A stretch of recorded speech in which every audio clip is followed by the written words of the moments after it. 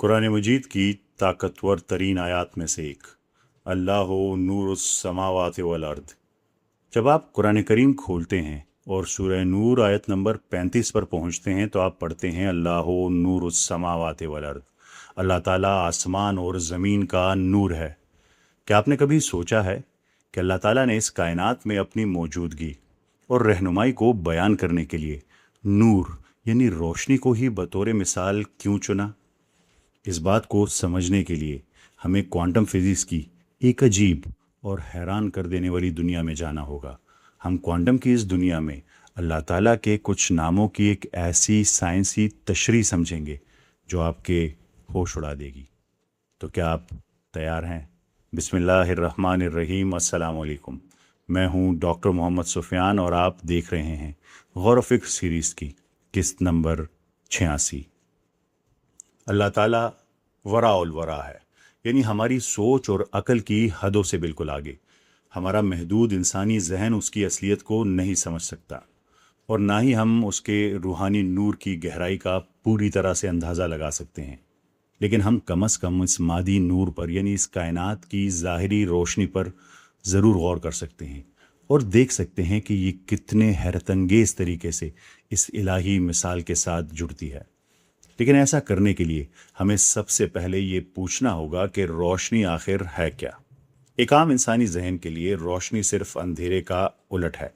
ये सुबह के सूरज की वो सुनहरी किरण है जो हमें नरमी से जगाती है, सर्दियों की धूप की गर्माहट है और रात के अंधेरे में रास्ता दिखाने वाले चिराग की चमक है।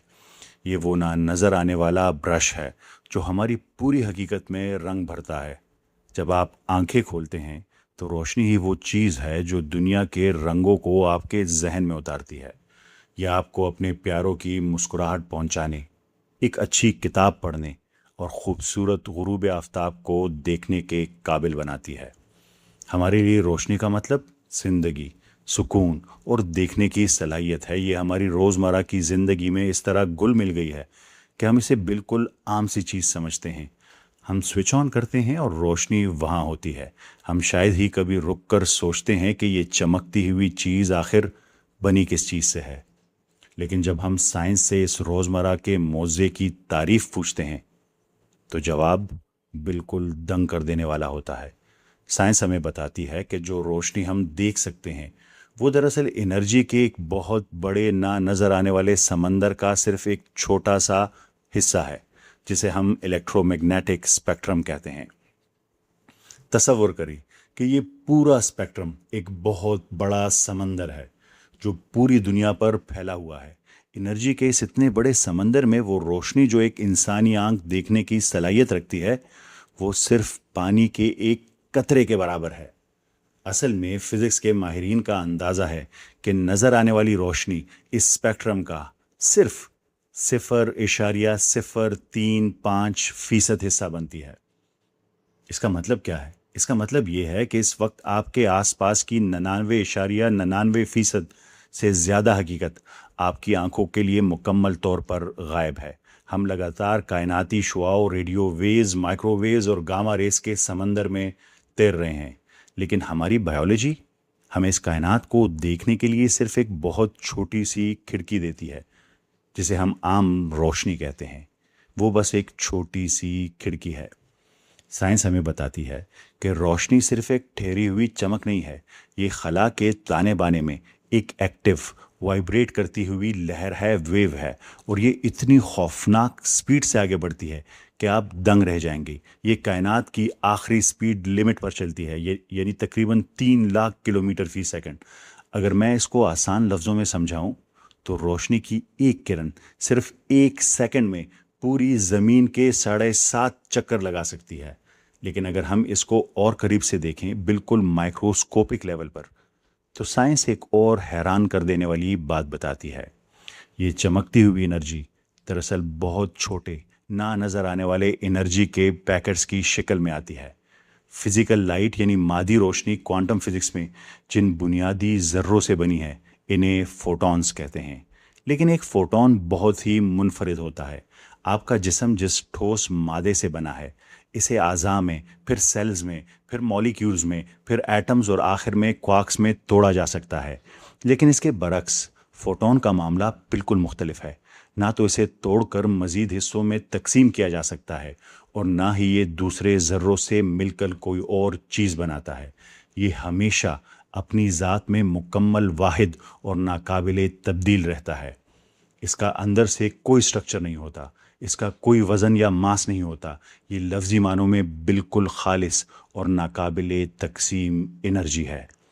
ہماری کائنات کے اس فزیکل نور کی اہمیت کو سچ میں سمجھنے کے لیے اور یہ جاننے کے لیے کہ اللہ تعالیٰ نے اپنی ذات اور موجودگی کی مثال دینے کے لیے آخر روشنی کو ہی کیوں چنا، آخر نور کو ہی کیوں چنا، ہمیں فوٹون کی ان حیرت انگیز خصوصیات کو دیکھنا ہوگا جو ہماری عام لاجک کو بالکل توڑ دیتی ہے، اور دیکھنا ہوگا کہ یہ خالص اور واحد ذرہ کس طرح اس پوری کائنات کی بنیاد بنتا ہے۔ تو سب سے پہلے بات کرتے ہیں زندگی کو برقرار رکھنے کی۔ کیا آپ جانتے ہیں کہ روشنی اس زمین پر تقریباً ہر طرح کی زندگی کی بنیاد ہے؟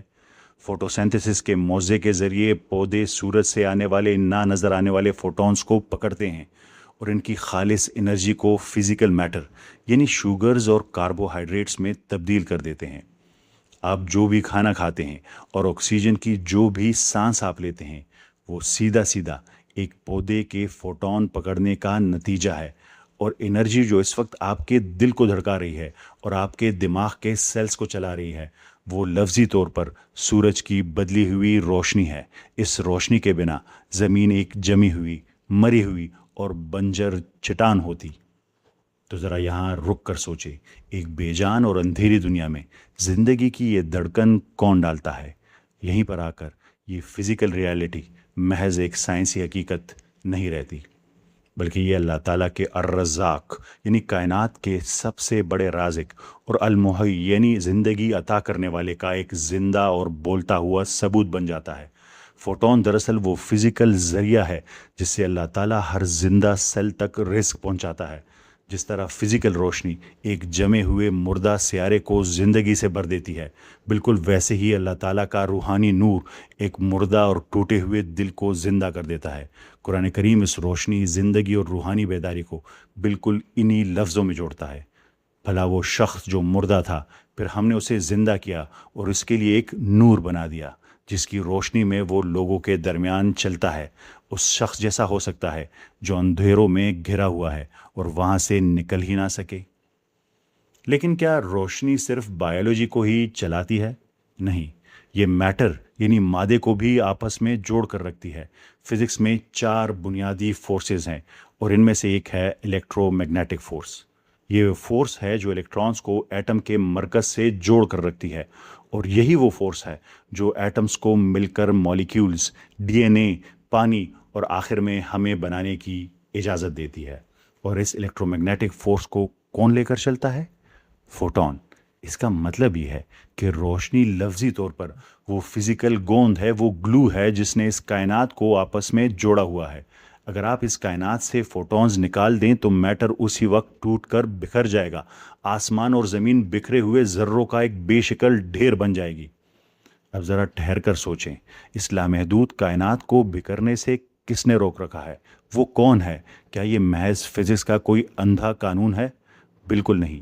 یہ کائناتی اصول دراصل اللہ تعالیٰ کے القیوم یعنی کائنات کو قائم رکھنے والے اور الجامع یعنی بکھری ہوئی چیزوں کو ایک ساتھ جمع کرنے والے کا ہے۔ ایک رونگٹے کھڑے ہونے والے کریٹر کا عکس ہے۔ یہ وہی تو ہے جو ہر چیز کو بکھرنے سے بچا کر وجود میں تھامے ہوئے ہے اور اس پوری کائنات کو ایک پرفیکٹ بیلنس میں جوڑے رکھتا ہے۔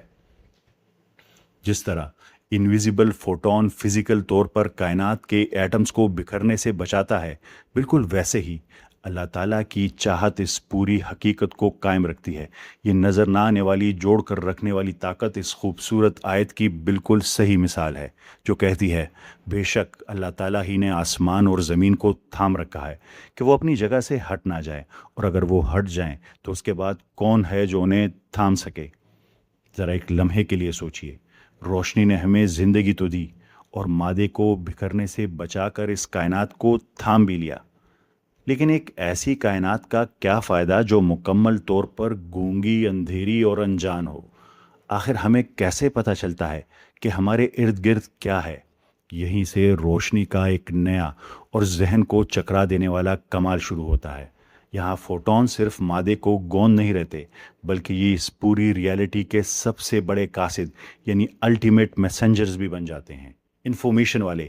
کوانٹم کی دنیا میں جب بھی ایٹم آپس میں کوئی بات کرتے ہیں یا انٹریکٹ کرتے ہیں تو الفاظ کے بجائے انہیں فوٹونز کا تبادلہ کرتے ہیں، انفارمیشن بیچتے ہیں۔ لیکن جب آپ کاسمک لیول پر یعنی کائنات کے پیمانے پر روشنی کا یہ کردار دیکھتے ہیں تو یقین جانیے یہ حقیقت آپ کے ہوش اڑا دے گی، کیونکہ سچ تو یہ ہے کہ آپ نے آج تک کسی بھی مادی چیز کو حقیقت میں دیکھا ہی نہیں ہے۔